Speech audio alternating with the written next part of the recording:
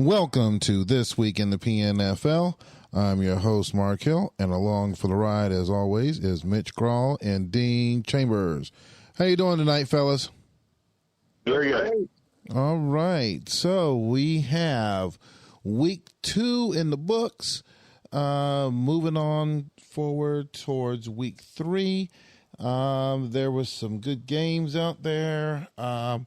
I don't know if you guys want to call a couple of them upsets, but as we go through, we'll discuss that. So we're going to go through that. In our middle segment, we're going to talk about the PCFL as they are down to 2 games left, and things are starting to shake out a little bit more about who the top 8 will be going into the playoffs. So we're going to have Dean give us an update on that and the rundown, and then we're going to wrap it up like we always do, going through our week 3 games coming up for season 2045. So I think that covers everything. So if you guys are ready to go, let's buckle up and get this thing started. Starting off with the week 2 games. Off the top, beginning, the player of the week was Zach Wilson from Seattle. So I think he had it a couple times last season, and we're going to talk about that a little bit more, but that was our player of the week for the league. And we're going to start off with our first game. We have the Houston Oilers hosting the New York Jets, and we thought it would be a much closer game, and Coach is going to talk about that a little bit more, but New York does what New York does. They took that one 33-17. We're going to start off with Dean. Yeah, I predicted that Houston was going to win last week. I really thought Houston was going to win. And, well, let's keep it real. Houston should have won. So you gave him the curse. The Dean lead pipe curse is back. Okay, continue. No, it wasn't actually a curse. My lead pipe lock isn't the curse. If I hadn't put a lead pipe lock in this game, let's say I'd put the lead pipe lock on, say, Indianapolis instead, I think this result would have happened this way. I don't know. If you look at the stats, they're not that excessive. Yeah, the Jets had a bit more offense, but it's not.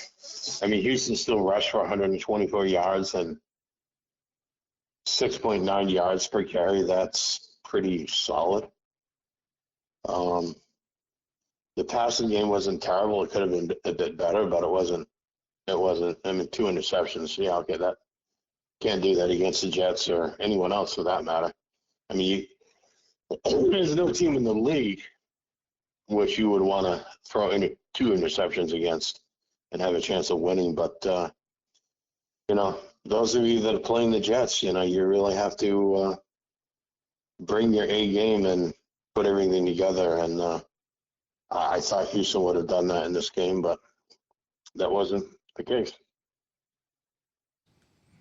Coach, talk to us. Yeah, what happened?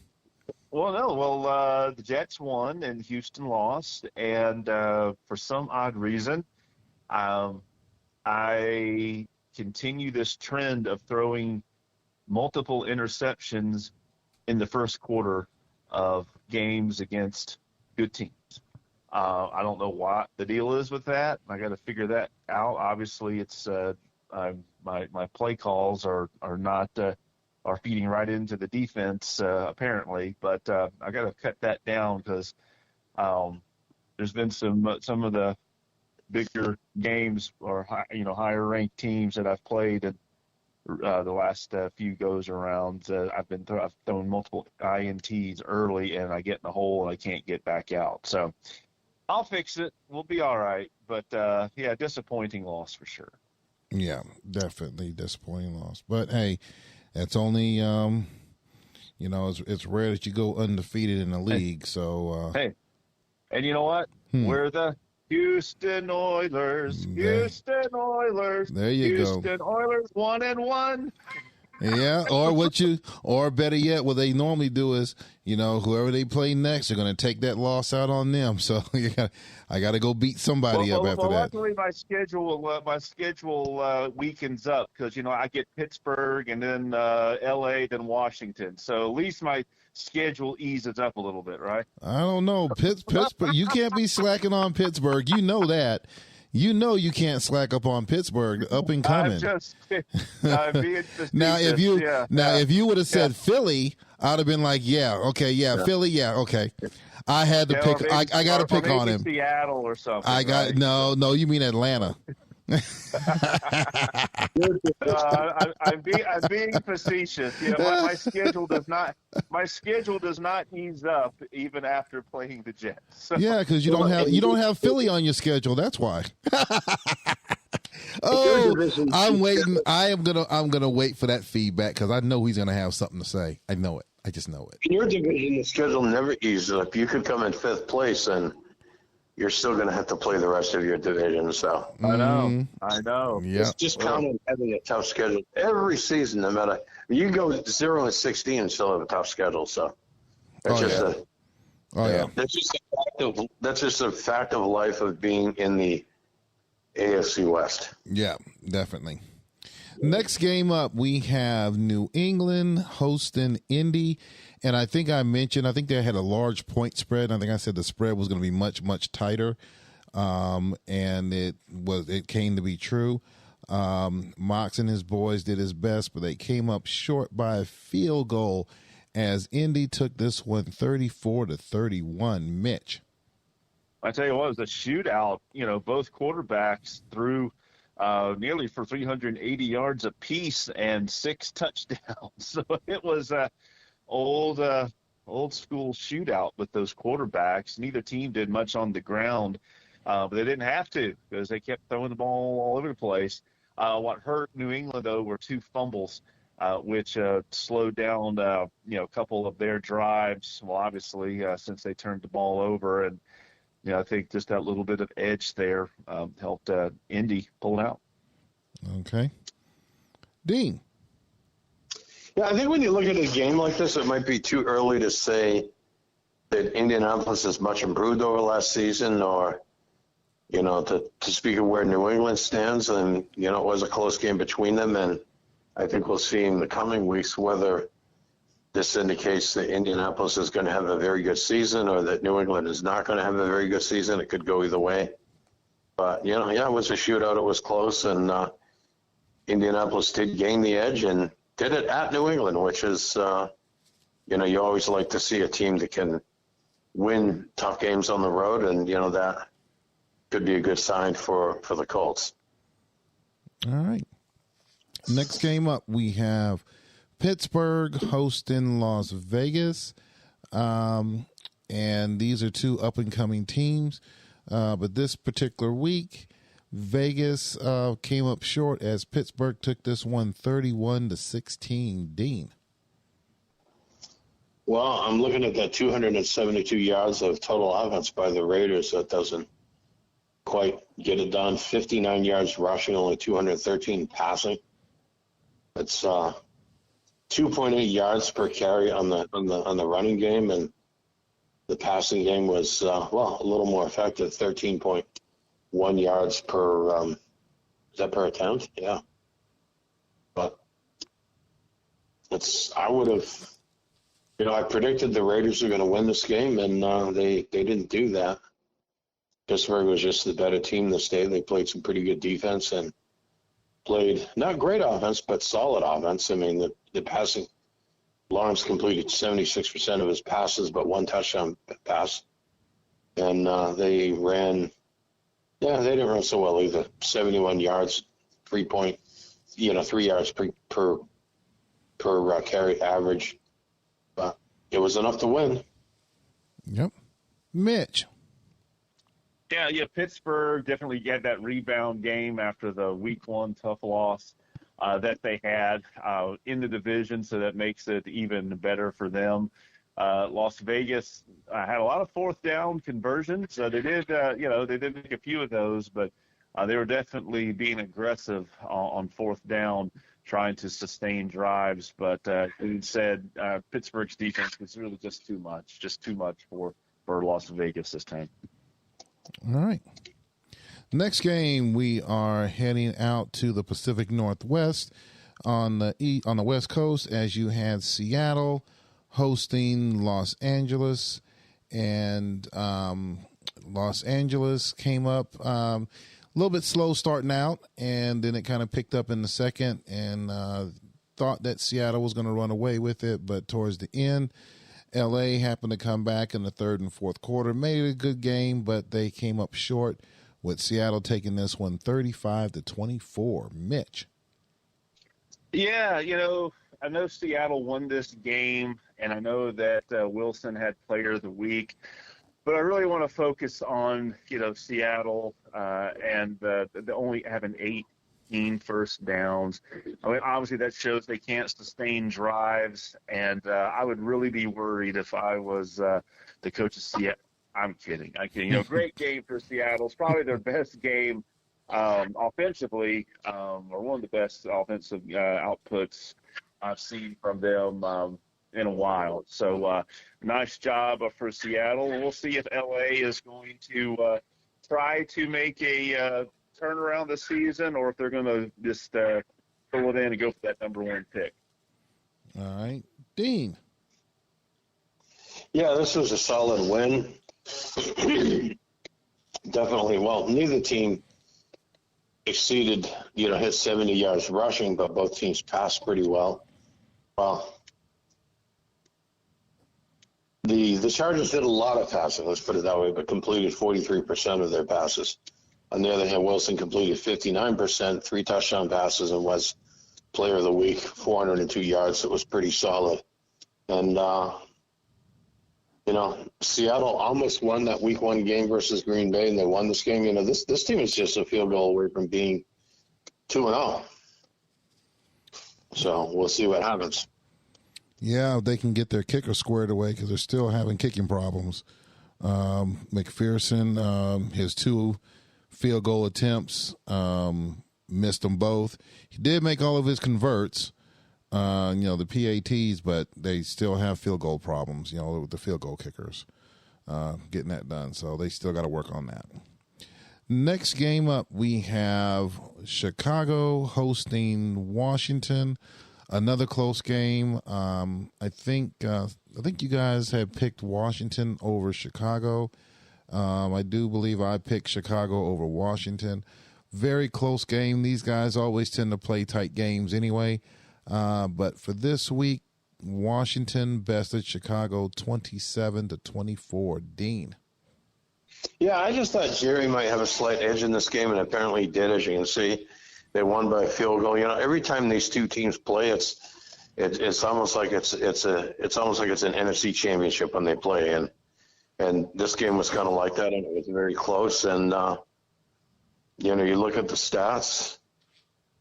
Washington actually had an interception, and they overcame that. Although, the Cardinals had a turnover, so it was 1 turnover each, and 328 to 325 total net yards. It's very close. The difference was a field goal. It was that close, and Washington came out ahead. And more impressive is they did it on the road at Chicago, which is not easy to do. So I think most of us would probably say Jerry's Washington team is probably still favored to win the division again this year. All right. Mitch. Yeah, tight game. For sure. Definitely a slugfest. It did come down to the kickers in the kicking game. Washington, left the door open for Chicago, missing an extra point. And then Chicago, they were only 1 for 2 on the field goal. So that missed field goal obviously cost them a chance to go to overtime. So stats play out the same. It's very, very even game. And I'm sure these two teams will likely meet again in the playoffs. All right. Next game, we have the rematch. I think this will be a good rivalry game they have from time to time. You have Philadelphia hosting New York. And if you guys remember last season, the first time they met, New York just went crazy on Philly, and I forgot how many points they hung on them. I think like 50 points on them or something like that. The second match last season was much tighter. This season, early on, Philly kind of got some moment of revenge as Philly took this one 28-3. Mitch.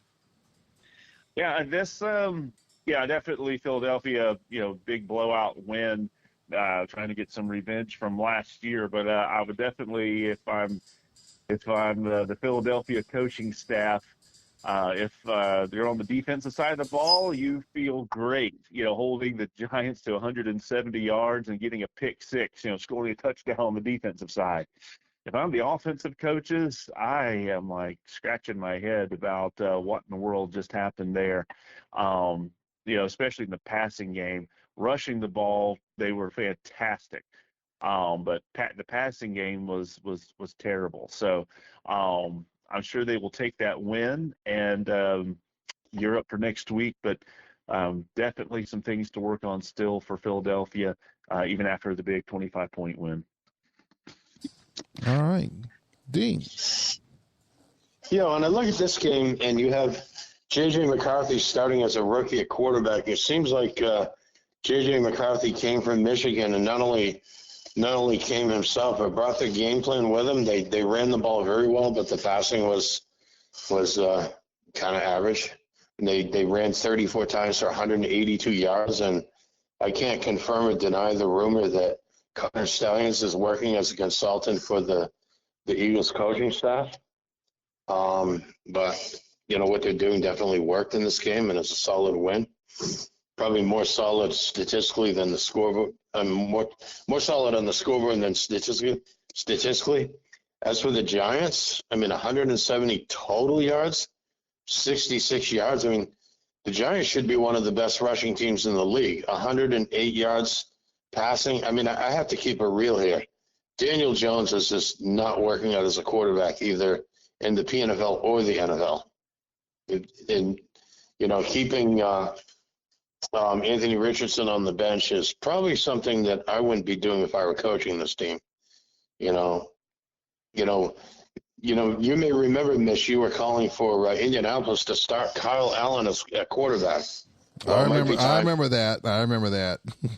Yeah, he should still be starting for Indianapolis, but I digress. But it might be time for a quarterback change. 41% passing, 2 interceptions, no touchdown passes, 13 for 32. I've fired quarterbacks for doing better than that. So, might be time for change. Okay. Next game up, we have Denver. I'd like to make a comment on this game, Mark. Yeah, go ahead. Oh, sorry. Go ahead. Yes. I just wanted to comment that a PNFL first for me, I don't know if I've ever seen this, but an offensive tackle won player of the game, Drew Forbes. And so I'm going down the stat sheet, and I'm thinking, how did an offensive tackle win player of the game? The only stat that I can see here on the stat sheet is he recovered a fumble. But being that Denver had 245 yards rushing, averaging 6 yards an attempt, and scored 4 rushing touchdowns, I'm going to assume that Drew Forbes had about 17 pancake blocks that just aren't recorded here on the sheet, and that's why he won player of the game, because otherwise I have no idea how an offensive tackle won player of the game. Yeah, I'm like, how the hell? I'm like, where are you going with this? Okay, all right, I see it. All right, next up, we have Denver hosting Atlanta. We'll talk. I'm sure Coach is going to have a lot to say about this, as Denver took this one 36-14. Ooh, so I didn't give the score. I didn't give the score on this when you jumped into it before I even get the score out. That's why it got jacked up. All right. Yes. Okay. All right. I guess I'm jumping ahead. All right. That's right. Sorry, listeners. I'm ahead of the host on this one. I'd already moved ahead a game. All Uh-huh. right. All right, Coach. What happened against Denver, Coach? I thought you were going to go to talking about the Minnesota at San Francisco game. Well, I was going to go back and talk about, Pittsburgh and Las Vegas for a second, but, anyway. Yeah. Yeah, so we already know that Drew Forbes was player of the game, and we have no idea why other than the hidden pancake rating. So I've already given my commentary. So, Dean, tell us about what happened, Dean? Apparently he was serving up more pancakes than they serve at the International House of Pancakes. That's right. His real name was IHOP. Yeah. Yeah, get that Player of the Week award. What happened? What didn't happen? Nothing happened. Not much, anyway. I think Denver did some things. Yeah, Denver did some things to you. Anything else you have to say about that, or you just want to just keep it kind of simple and just say, yeah, they did it and we didn't, and moving on? That's pretty much it. What else is there to be said? How to tackle get player of the game? Yeah, like I said, it must be the hidden pancake rating, the hidden IHOP. I can't even. He is now Drew IHOP Forbes. That's who that guy is now. I can't even at this point repeat the line that we didn't block very well, and we made up for it by not tackling very well. Yep. All right. Next game, now that we're going to get back on track, Mitch. Next game, we have San Francisco hosting Minnesota. And we basically predicted what was going to happen on that one because, Mitch had his Minnesota cheerleading outfit on as the Vikings took this one 21-14. Dean. Yeah, I think you have to put context on this and remember that San Francisco beat Minnesota twice last season in close games, and Barney wanted to get on the other side of that this time and win this game, and it was a close, tough game, and the 49ers certainly had their chances, but the visiting team, the Vikings, came out ahead, and they did it by playing a bit better, and every time San Francisco scored, they answered, and they stayed ahead, and this is a big win for them, and I would say that Minnesota has just as much chance as anyone in the NFC of getting to the Super Bowl this season again. All right. Mitch. Yeah, I mean, Minnesota continues to make way in the NFC. The cool stat of the week for Minnesota is that in the last 100 games that Minnesota has outscored their opponent, they're 100-0. So nice job to Barney and the Vikings. All right. Next game, we have Jacksonville hosting Green Bay. This one went into overtime. Shuggy must love overtimes because he had an overtime game last week against Seattle and won that one. I guess he was trying to duplicate it this time, but looks like Jacksonville has something that Seattle didn't have, and that was a kicker, as Jacksonville took this one 27-24 in overtime. Dean, we're going to start with you. Yeah, we watched this game at Discord. It was quite a game, and it looked like Green Bay was going to win and go 2.0, but 2-0 rather. But Jacksonville came up, closed it at the end and went into overtime and did manage to kick that field goal in overtime to win it. Both teams had a pretty good amount of offense. The Packers ran the ball well. They ran for 185 yards, 5.9 yards per 5.4 yards rather per carry. The Packers had a pretty decent passing game. I mean, they completed some good plays, 2 touchdowns, although only 48%. So, there were some incompletes. But you go in overtime, you have to win it overtime. And second week in a row, as you said, Green Bay won it overtime. But did not win this one. All right, Mitch. Yeah, that was a tough loss for Green Bay. It looked like they were going to have it. Jacksonville, tied it up there at the end and obviously pulled it out. But congrats to Green Bay for having double-digit completions. So nice job, Shuggy. All right. So that covers up all the week 2 games in the PNFL. So for our middle segment, we're going to do a quick pivot over to the college game as we take a look at the PCFL.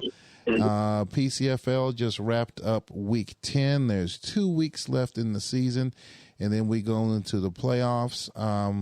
Currently, right now, in the Western Conference of the PCFL, you have UCLA at 7-3, Washington at 7-3, USC at 5-5, and Oregon is still struggling at 0-10.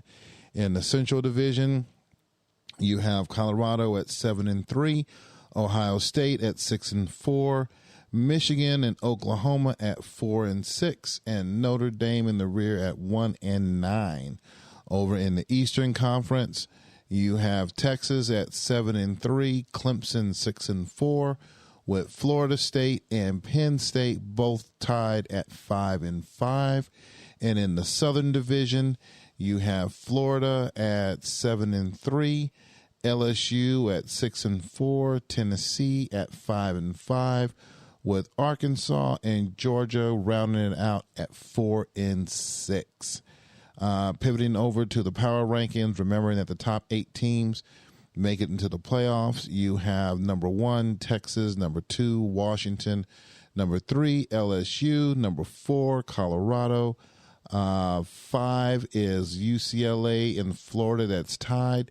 Number 7 is Clemson, and number 8 is Florida State, and you have Ohio State, Tennessee, and Georgia all on that bubble trying to fight to get into that that last spot back there. So as we go ahead and look at the games for that week, just quick rundown for week 10. Texas won over Arkansas. Florida State won over Tennessee. Penn State won over take that back. Let me start over. Arkansas beat Texas 23-20. Tennessee beat Florida State 52-20. Georgia came back and beat Penn State 35-28. Clemson won 38-24 over LSU. Michigan beat Ohio State 27-14. Colorado beat Florida 31-24. Washington beat Oregon 35-18. Let's see here. USC won 37-19, and UCLA beat Oklahoma 56-31. So, quick rundown of everything in the PCFL, and we're going to pivot over to Dean and have Dean give any additional updates on what's going on in the PCFL. Dean? Yeah, we're heading into week 11 this week, and I guess the key games to look at this weekend: Tennessee is playing at Arkansas. LSU is playing at Texas. Michigan is playing at Oklahoma. I mean, that may not be a key game. Your Washington team is hosting Notre Dame, struggling Notre Dame. Colorado is at USC. USC has been kind of tough as a CPU team, but I would think Colorado probably still has a good chance of winning that one. The Tennessee at Arkansas game is key because Tennessee still has an outside chance of getting into that top 8. And if we look at the standings, UCLA and Washington are 7-3, along with Colorado that is also 7-3. I think those teams are likely playoff contenders and should be considered to have a good chance as any team at winning in the playoffs. Texas is also 7-3, and I think is going to have a good chance. Florida is a CPU team at 7-3. Probably will get in, but depending on who they play, may not be favored to win. And that's a total of 1, 2, 3, 4, 5, so 6 teams that are 7-3. And the other teams that probably have a shot at getting in, Ohio State is 6-4. They have a shot. Clemson has a shot. 6-4. LSU has 6-4. So that would be, let me see, 1, 2, 3, 4, 5, 6, 7. Is that what, 8 teams total? So let me see, 3, 4. There's 5 teams that are 7-3. There's 1, 2, 3 teams that are 6-4. So 2 other teams right now that are probably at 5-5 are probably going to get in. It's a question of which of those get in. Is it going to be USC, maybe Florida State, Penn State, Tennessee? The 4 and 6 teams, I mean, they're not mathematically out, but it's probably a tough challenge to make it into that top 8. So that's kind of what we're looking at right now. We have that handful of teams that are kind of on the bubble, but the top 8 will get in. So we'll see what happens. But I think we'll have an interesting playoff for our first season, and then we'll go into off season and recruiting after that. And remember, it's a 12-week regular season, so we play week 11 this week, and then we have one more week of regular games before we go into postseason. All right. Anything you want to add on that, Mitch? No, I'm good. Okay. All righty. So, as we ran through that pretty quick, we're going to pivot on over to, actually, we're pretty much on track. We're going to pivot on over to our final segment, which is our week 3 games. There's a lot to be said about the week 3 games coming up. We're going to run through all of those and get your guys' take on this. We have 2 pick'em games that are set up in there. I think one game with a plus 10 point spread. So everything else is the majority is between 3.5 and 9.5 in the spread. So we're going to jump right into it. So first game that we have for week 3, we have New England hosting the Jets, and they are giving the Jets 13.5. We're going to start with Mitch. Well, we got 2-0 versus 0-2. After the game, it's going to be 3-0 and 0-3. Jets all the way. All right, Dean. Yeah, I don't know that the Patriots are going to be able to overcome everything challenges, but the only thing they have going in their favor here is home field advantage, but that's never been a much of a problem for the Jets. So given that the psychology of the game and the history and the current win-loss records, I would say the Jets are going to win. All right, I'll stick with you, and I'm going to go with the Jets on this one as well. Next game, we have Indianapolis hosting Jacksonville. They are giving Indy 6.5. Dean. Yeah, this looks too much like what you all would call one of those letdown games. I think the Colts win at home and cover that spread. All right, Mitch. Yeah, I think the Colts win, a little bit more offense than Jacksonville has. All right, I'm going to go ahead and go with the Colts as well. Next game up, this is a biggie. You have Pittsburgh hosting the Houston Oilers. They are giving the Steelers 3.5. We're going to start with Dean. Yeah, I think the only time you could say consistently that the Oilers were going to beat the Steelers are the good old days when Jerry Glanville was coaching Houston. The Steelers are going to be tough at home, and I'm not going to say they're on a mission yet, but there's only a 3.5 point spread. I think they're going to win and cover that at home. Okay. Coach, what do you got? I'll go with Houston in this game. We'll take it on the road and we'll be fine. We'll rebound after last week. Okay, so normally, I usually, you guys know me. I'm always been a Steelers fan since I was a little kid. But I think this time something just feels different. Yeah, Houston's on the road. They did take it, take a little drubbing last week, and I think Mitch is going to fix all those issues, and he's going to go out and prove a point. Like I said, he's going to have to take that loss out on somebody. So for the first time, I am going to take Houston over Pittsburgh, and that's going to be my lead pipe lock for this week. So taking Houston over the Steelers. Oh, I can't believe I said that. Next game. For the second week in a row, you're going to want to plague Mitch with a lead pipe curse?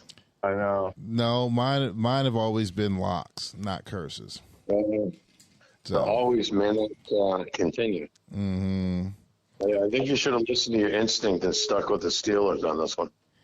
No, I'm gonna go ahead and I'm gonna go with the Oilers this time. So next game up, we have our first pick'em. We have the Chargers hosting the Raiders. We're gonna go ahead and start with Mitch on this one. Well, let's see. Will the Chargers be tanking or not? I don't think it matters. I think Las Vegas is going to win this game. I'm taking the Raiders. All right. Dean. Normally, I'm the one to disagree here, but I'm actually agreeing. And this is a pick'em game, and I'm picking the Raiders. And not only am I picking, I'm putting a lead pipe lock on this. This is the lead pipe lock of the week, truly. Raiders will win this game on the road against the Chargers. Okay. I'm going to go against the grain this time. I'm going to take the Chargers on this one. I don't think he's going to tank. I think Steve's going to come back on this one. So I'm going to take the Chargers over the Raiders this week. Next game up, we have Shuggy and his Packers taking on the Broncos, and the Broncos have an 8.5 point spread on this one. Dean. Yeah, I'll once again say that Green Bay is going to do some things. Unfortunately for Shuggy, though, they're not going to do them so well. The Broncos are going to do them much better, and they're going to win and cover the spread on this one. All right. Mitch. One of the things last year about Denver is that they had one of the best scoring defenses in the league, and right now they have the best scoring defense in the league. And I think that's just going to get better after playing the inconsistent Green Bay offense. So a lead pipe, Denver in this game. All right. I have to concur with you on this one. I'm going to go with the Broncos on this one. I don't know. Shuggy may try to pull off another overtime game, but I think the Broncos are going to take it regardless if it's in, under overtime or not. It's going to be the Broncos. Next game, we have the Giants taking on the Redskins. They are giving the Redskins 9.5. Mitch. I am going to go with the Redskins. I think they'll win. I think the spread actually might be a little high. I think the Giants will play better this week, but I think the Redskins will win. All right. Dean. Yeah, I think the Redskins are going to. I won't quite yet say they're on a mission, but they're looking pretty solid so far. I think Washington will win this game and cover the spread, especially if Daniel Jones is still starting quarterback.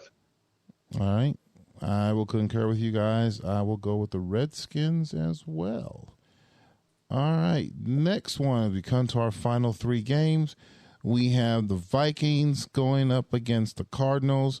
The Cardinals are still feeling that loss from this past week. They are giving the Cardinals a 3.5 point spread. Dean. Yeah, this game might be the game where we see whether there's really been a shift in power in the NFC West, or if last year's win of the division by Minnesota was a fluke. But I think in this case it's going to be a very close game, but I think the home team is going to eke out a win. It might be just by 1 or 2 points, but I'm picking a very close win by the Vikings. All right. Mitch. I'm going to take the Vikings.